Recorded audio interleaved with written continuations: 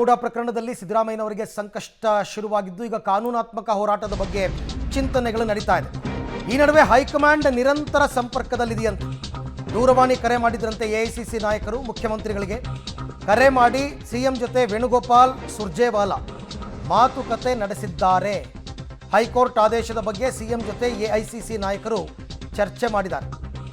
ನಿರಂತರ ಸಂಪರ್ಕದಲ್ಲೂ ಇದೆ ಮತ್ತು ಅವರಿಂದ ಕೆಲವು ಸಲಹೆ ಸೂಚನೆಗಳು ಕೂಡ ಬರುತ್ತೆ. ಏನು ಮಾಡಬೇಕು ಅಂತ ಆಲ್ರೆಡಿ ನೀವು ಹೈ ಅಲರ್ಟಲ್ಲಿ ಇರಬೇಕು ಅಂತ ಸೂಚನೆ ಕೊಟ್ಟಿತ್ತು ಮೊದಲೇ. ಜೊತೆಗೆ 24 ಗಂಟೆಯ ಒಳಗೆ ಶಾಸಕಾಂಗ ಪಕ್ಷದ ಸಭೆ ನಡೆಸಬೇಕು ಅಂತ ಹೇಳಿತ್ತು. ಹಾಗಾಗಿ ನಾಳೆ ಬೆಳಗ್ಗೆ ಈಗ ಶಾಸಕಾಂಗ ಪಕ್ಷದ ಸಭೆ ಕರೆದಿರೋದು. ಅವರ ಸಲಹೆ ಸೂಚನೆಗಳು ಏನು ಅಂತಕ್ಕಂಥದ್ದನ್ನು ಕೂಡ ಪರಿಗಣಿಸಿ ಮುಂದಿನ ಹೋರಾಟಗಳನ್ನು ಮಾಡಬೇಕಾಗತ್ತೆ. ಮುಖ್ಯಮಂತ್ರಿ ಸಿದ್ದರಾಮಯ್ಯನವರು ಈಗ ಕಾವೇರಿ ನಿವಾಸದಲ್ಲಿ ಒಂದು ಕಡೆ ಸಚಿವರ ಜೊತೆ ಸಭೆ, ಕಾನೂನು ತಜ್ಞರ ಜೊತೆ ಸಭೆ, ಮತ್ತೊಂದು ಕಡೆ ಹೈಕಮಾಂಡ್ ಅವರು ಕೂಡ ಮಾತಾಡ್ತಾ ಇದ್ದಾರೆ. ಒಟ್ಟಾರೆ ಪಕ್ಷ ನಿಮ್ಮ ಬೆನ್ನಿಗೆ ನಿಲ್ಲಲಿದೆ ಅಂತ ಹೇಳುವ ತನಕ ಇವಾಗ ಲೆಕ್ಕಾಚಾರಗಳೆಲ್ಲ ನಡೀತಾ ಇದೆ. ಒಂದು ಮೆಸೇಜ್ ಕೊಡಬೇಕಲ್ಲ ರಾಜ್ಯದ ಜನರಿಗೆ. ಪಕ್ಷ ಮುಖ್ಯಮಂತ್ರಿಗಳ ಪರ ನಿಲ್ತು, ಶಾಸಕರು ಮುಖ್ಯಮಂತ್ರಿಗಳ ಪರ ನಿಂತರು, ಹೈಕಮಾಂಡ್ ಮುಖ್ಯಮಂತ್ರಿ ಪರ ನಿಂತು ಅಂತ ಒಂದು ಮೆಸೇಜ್ ಹೋಗಬೇಕಲ್ಲ. ಹಾಗಾಗಿ ಈ ಪ್ರಕ್ರಿಯೆಗಳು. ಈ ಬಗ್ಗೆ ಮತ್ತಷ್ಟು ಮಾಹಿತಿ ನನ್ನ ಕೊಲೀಗ ರವೀಶ್ ಅವರಿಂದ ಪಡಿತಾ ಹೋಗೋಣ. ರವೀಶ್, ಈಗ ಆಲ್ರೆಡಿ ಹೈಕಮಾಂಡ್ ಮೊದಲೇ ಹೇಳಿತ್ತು ಕೋರ್ಟ್ ತೀರ್ಪು ಏನೇ ಬಂದರೂ ನಾವು ಮುಖ್ಯಮಂತ್ರಿ ಪರ ನಿಲ್ತೀವಿ ಅಂತ. ಹಾಗಿದ್ರೂ ಕೂಡ ಕಾಂಗ್ರೆಸ್ ಪಾಳ್ಯದಲ್ಲಿ ಇಷ್ಟೊಂದು ಬಿರುಸಿನ ಚಟುವಟಿಕೆಗಳು ಯಾಕೆ ಅಂತ? ಅರವಿಂದ್, ಪ್ರಮುಖವಾಗಿರ್ತಕ್ಕಂಥದ್ದು ರಾಜಕಾರಣದಲ್ಲಿ ಈ ರೀತಿಯ ಅಂತಿಮ ಒಂದು ರೀತಿಯಲ್ಲಿ ತೀರ್ಪು ಬಂದಂಥ ಸಂದರ್ಭದಲ್ಲಿ ಬೇರೆ ಬೇರೆ ರೀತಿಯ ಬದಲಾವಣೆಗಳನ್ನು ಕೂಡ ಕಾಣ್ತಾ ಇರ್ತೀವಿ. ಯಾಕೆಂದರೆ ಈಗಾಗಲೇ ವಿಪಕ್ಷಗಳು ಒತ್ತಡವನ್ನು ಹಾಕ್ತಾ ಇದೆ. ಹಾಗಾಗಿ ಇದೇ ಕ್ಯಾಂಪೇನನ್ನು ಒಂದು ರೀತಿಯಲ್ಲಿ ಕಂಟಿನ್ಯೂ ಮಾಡುವಂಥ ಚಾನ್ಸಸ್ ಕೂಡ ಜಾಸ್ತಿ ಇರುತ್ತೆ. ಹಾಗಾಗಿ ಪಕ್ಷದ ಒಳಗಡೆ ಇದೇ ಕ್ಲಾರಿಟಿ ಇದೆಯಾ ಇಲ್ವೋ ಅನ್ನೋದು ಕೂಡ ಆಗಾಗ್ಗೆ ಚೇಂಜ್ ಆಗ್ತಾ ಇರುತ್ತೆ. ಯಾಕೆಂದರೆ ರಾಜಕೀಯ ಪಕ್ಷ ಆದಮೇಲೆ, ಅದರಲ್ಲೂ ಹೈಕಮಾಂಡ್ ಪಕ್ಷ ಆದಮೇಲೆ ಒಂದು ರೀತಿಯಲ್ಲಿ ಕೆಲ ಬದಲಾವಣೆಗಳು ಆಗ್ಬೋದು ಅನ್ನೋ ನಿರೀಕ್ಷೆಗಳು ಕೂಡ ಶಾಸಕರುಗಳಿಗಿರ್ಬೋದು, ಕಾರ್ಯಕರ್ತರಿಗಿರ್ಬೋದು, ಮುಖಂಡರುಗಳು ಎಲ್ಲರಿಗೂ ಕೂಡ ಸಹಜವಾಗಿಯೇ ಇದ್ದೇ ಇರುತ್ತೆ.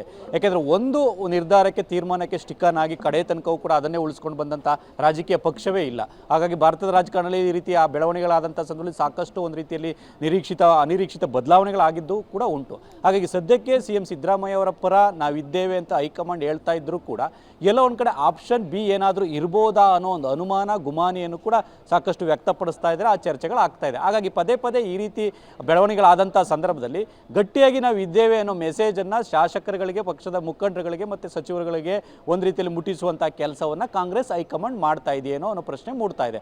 ಆ ಕಾರಣಕ್ಕೋಸ್ಕರವಾಗಿ ನಿರಂತರವಾಗಿ ಸಿಎಂ ಸಿದ್ದರಾಮಯ್ಯ ಅವ್ರ ಜೊತೆ ಕೂಡ ಸಂಪರ್ಕದಲ್ಲಿರ್ತಕ್ಕಂಥದ್ದು. ಈ ತೀರ್ಪು ಬಂದ ಮೇಲೆ ವೇಣುಗೋಪಾಲ್ ಮತ್ತು ಸುರ್ಜೇವಾಲಾ ಕೂಡ ದೂರವಾಣಿ ಮೂಲಕ ಮಾತುಕತೆಯನ್ನು ಕೂಡ ನಡೆಸಿದ್ದಾರೆ. ಪ್ರಮುಖವಾಗಿರ್ತಕ್ಕಂಥದ್ದು ಸಿದ್ದರಾಮಯ್ಯ ಅವರ ಪರ ಈ ರೀತಿ ಆರೋಪ ಕೇಳಿ ಬಂದಂಥ ಸಂದರ್ಭದಲ್ಲಿ ಮತ್ತು ತನಿಖೆಗೆ ಅನುಮತಿಯನ್ನು ಕೊಟ್ಟಿರ್ತಕ್ಕಂಥ ಹಿನ್ನೆಲೆಯಲ್ಲಿ ಮುಂದೆ ಇದೇ ರೀತಿ ರಾಜಕೀಯ ಮತ್ತು ಕಾನೂನು ಹೋರಾಟದ ಉದ್ದಕ್ಕೂ ಕೂಡ ನಾವು ಸಿದ್ದರಾಮಯ್ಯ ಪರ ಇದ್ದೇವೆ ಅಂತ ಮತ್ತೊಮ್ಮೆ ಮೆಸೇಜನ್ನು ಪಾಸ್ ಮಾಡುವಂಥ ಚಾನ್ಸಸ್ ಕೂಡ ಜಾಸ್ತಿ ಇರುತ್ತೆ. ಯಾಕೆಂದರೆ ಹೇಳಿ ಕೇಳಿ ಸಿದ್ದರಾಮಯ್ಯ ಅವರು ಮಾಸ್ ಲೀಡರ್, ಹಾಗಾಗಿ ಹೈಂದ ನಾಯಕ.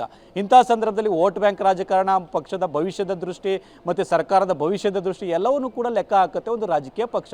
ಆ ಕಾರಣಗಳಿಗೋಸ್ಕರವಾಗಿ ಕಾಂಗ್ರೆಸ್ನ ಹೈಕಮಾಂಡ್ ಮನದಲ್ಲಿ ಈಗಿರ್ತಕ್ಕಂಥ ಸ್ಟ್ಯಾಂಡ್ ಏನಿದೆ ಆ ಸ್ಟ್ಯಾಂಡ್ ಸದ್ಯಕ್ಕೆ ಮುಂದುವರಿಸ್ತೇವೆ ನಾವು.